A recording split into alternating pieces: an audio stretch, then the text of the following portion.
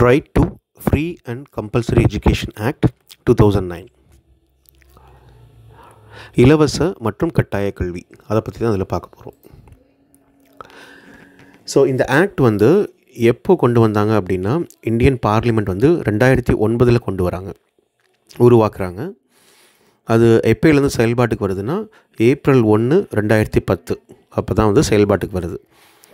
இதோட மெயின் நோக்கம் என்னென்னா, இலவச மற்றும் கட்டாய கல்வி யாருக்குன்னு பார்த்தோம்னா, 6 வயசுலேருந்து 14 வயசு வரைக்கும் உள்ள குழந்தைகளுக்கு, இந்தியாவில் இருக்கிற குழந்தைங்களுக்கு இந்த இலவச மற்றும் கட்டாய கல்வி கொடுக்கணும் அப்படின்றது தான் இந்த ஆக்டோட சாராம்சம்.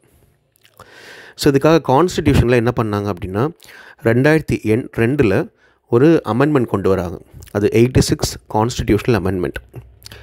ஆர்டிக்கல் 21A இதை ஆட் பண்ணுறாங்க.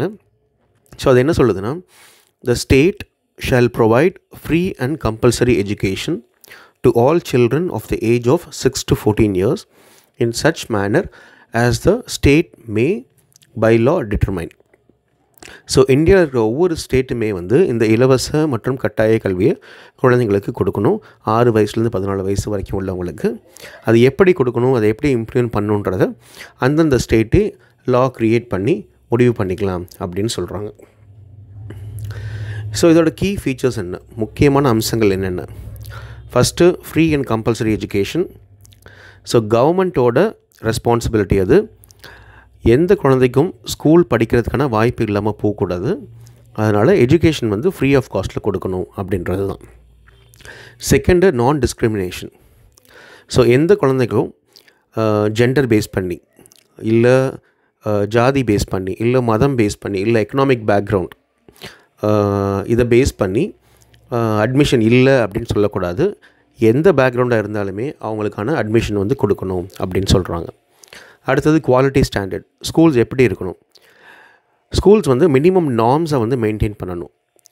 குறைந்தபட்ச வசதிகளாக அந்த ஸ்கூலில் இருக்கணும். உதாரணத்துக்கு அடிக்வேட் கிளாஸ் ரூம்ஸ், தேவையான அளவு கிளாஸ் ரூம் இருக்கணும். நல்ல குடிநீர் இருக்கணும். பாய்ஸ்க்கும் கேர்ள்ஸ்க்கும் தனித்தனியாக டாய்லெட்ஸ் இருக்கணும். Proper teacher student ratio. So ஒரு டீச்சர் வந்து இவ்வளோ பேருக்கு தான் கிளாஸ் எடுக்கலாம் அப்படின்ற ஒரு ரேஷியோ இருக்குது, அதை ப்ராப்பராக மெயின்டைன் பண்ணணும். அடுத்தது நெய்பர்ஹுட் ஸ்கூல்ஸ். ஸ்கூல் வந்து குழந்தைங்களோட வீடுங்களுக்கு பக்கத்துலேயே இருக்கணும். ஸோ தட் அவங்க ரொம்ப நேரம் ட்ராவல் பண்ணி போகிற மாதிரி இருக்கக்கூடாது. அடுத்தது school management committees, SMCs. So இந்த கமிட்டியில் யார் இருப்பாங்கன்னா, ஸ்டூடெண்ட்ஸோட பேரண்ட்ஸ் இருப்பாங்க, டீச்சர்ஸ் இருப்பாங்க. பட் அந்த லோக்கலில் இருக்கிற ரெப்ரசன்டேட்டிவ்ஸ், அவங்க கவுன்சிலராக இருக்கலாம், இல்லை MLAவாக இருக்கலாம். ஸோ இந்த மாதிரி வந்து கவர்மெண்ட் ரெப்ரசன்டேட்டிவ்ஸ் அவங்க எல்லாம் சேர்ந்து ஒரு கமிட்டி ஃபார்ம் பண்ணி இந்த ஸ்கூலோட பெர்ஃபார்மன்ஸை மானிட்டர் பண்ணணும். அடுத்து ரிசர்வேஷன் ஆஃப் சீட்ஸ். இப்போது ப்ரைவேட் ஸ்கூல்ஸ் நிறையா இருக்குது. ஸோ அதுலேயும் 25% ஆஃப் சீட்ஸ் வந்து இந்த சமுதாயத்தில் விளிம்பு நிலையில் இருக்க மனிதர்களுக்காக, அந்த கம்யூனிட்டிஸ்க்காக, இல்லை குரூப்ஸ்க்காக ஒதுக்கப்படணும். அவங்களுக்கு இந்த சீட்டு கொடுக்கணும் அப்படின்னு சொல்கிறாங்க. அடுத்து ஃபினான்ஷியல் சப்போர்ட். ஸோ இப்போது இந்த ஃப்ரீ அண்ட் கம்பல்சரி எஜுகேஷன் கொடுக்கணும் அப்படின்னா அதுக்கான ஃபண்டிங் தேவைப்படும். இப்போ அது யார் கொடுப்பான்னு பார்த்தா, சென்ட்ரல் கவர்மெண்ட்டும் ஸ்டேட் கவர்மெண்ட்டும் இந்த ஃபண்டிங்கை வந்து ஷேர் பண்ணிக்கணும் அப்படின்னு சொல்கிறாங்க. அடுத்து monitoring and accountability. So proper systems இருக்கணும். இந்த திட்டத்தை வந்து செயல்படுத்துறத மானிட்டர் பண்ணுறதுக்கு ப்ராப்பரான ஒரு சிஸ்டம்ஸ் இருக்கணும். அதே மாதிரி ஏதாவது கம்ப்ளைண்ட்ஸு இல்லை இதில் கொடுக்கப்பட்டிருக்கிற விதிகளை மீறினாங்கன்னா அதற்கு என்ன பண்ணணும் அப்படின்ற விஷயங்கள் எல்லாமே ப்ராப்பராக டிஃபைன் பண்ணி செட்டப் பண்ணியிருக்கணும் அப்படின்னு சொல்கிறாங்க. ஸோ அடுத்து பார்த்தோம்னா அப்ஜெக்டிவ்ஸ். ஸோ இந்த ஆர்டியோட மெயின் அப்ஜெக்டிவ் என்னென்னா, இன்க்ரீஸ் என்ரோல்மெண்ட். ஸ்கூலில் குழந்தைங்கள் சேர்கிற அந்த விகிதத்தை வந்து அதிகப்படுத்தணும். Reduce drop out rates. ஸ்கூலுக்கு வராங்க, ஆனால் ஸ்கூல் ரொம்ப தூரமாக இருக்குது, இல்லைன்னா அவங்களால வந்து படிக்கிறதுக்கான வசதி இல்லை வீட்டில் வந்து சூழ்நிலை சரியில்லை, அதனால் வேலைக்கு போக சொல்கிறாங்க. ஸோ இந்த மாதிரியான விஷயங்கள்லாம் தான் ட்ராப் அவுட் ரேட்ஸ் அப்படின்னு சொல்கிறாங்க. ஸோ இந்த ட்ராப் அவுட் ரேட்டை குறைக்கணும். ஸ்கூலுக்கு ஒன்ஸ் வந்துட்டாங்கன்னா அவங்க கண்டினியூஸாக வந்து ஃபுல்லாக 12th வரைக்கும் அதை முடிக்கணும் அப்படின்றது ஒரு மெயின் நோக்கம்.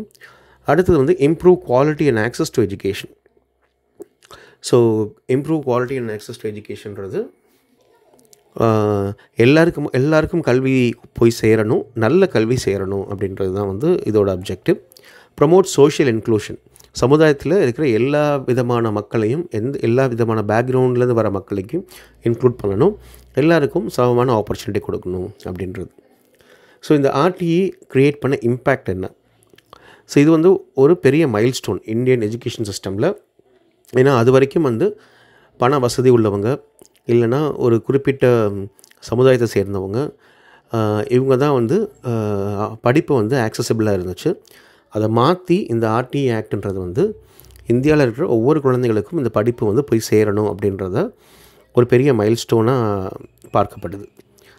அடுத்தது, it legally ensures that education is a right not a privilege. So education வந்து ஒவ்வொருத்தரோட உரிமை.